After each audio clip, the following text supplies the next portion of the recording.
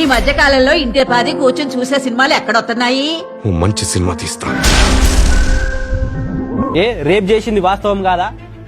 రఘునందన్ రావు మీద rape case RC Puram police station లో ఇంకా పెండింగ్ ఉన్నది వాస్తవం కాదా? అంటే భారతీయ జనతా పార్టీలో నిజం నిర్భయంగా మాట్లాడితే ఒక రేపిస్టును రేపిస్ట్ అంటే, ఒక దొంగను దొంగ అంటే, మల్లన్న సాగర్ బాధితుల పక్షాన తీర్మానాలు తీసుకొని పోయి అమ్ముకున్నోడిని అమ్ముడు పోయినోడు అని చెప్పేసి అంటే బీజేపీలో స్థానం లేదా?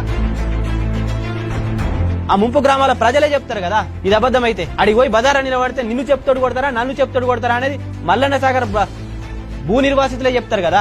మొదటి నుంచి ఈ పార్టీలో కష్టపడేటువంటి కార్యకర్తకు జేబులకు తూట్లు కొట్టిండు. ఎన్నికలంటే పశువులు అంగడి చేసి పడేసిండు. దుబ్బాక నియోజకవర్గంలో రఘునందన్ రావు వచ్చిన తర్వాత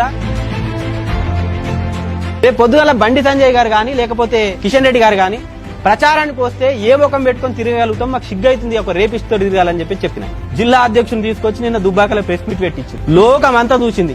నోరు తిరుగుతలేదండి. ఒక జిల్లా అధ్యక్షుడు మాట్లాడుతూ ఉంటే పట్టపగలు తప్పదాగి వచ్చి ప్రెస్ మీట్ పెట్టి మాట్లాడుతుంటే ఏం సంకేతం ఇస్తామండి కార్యకర్తలకు?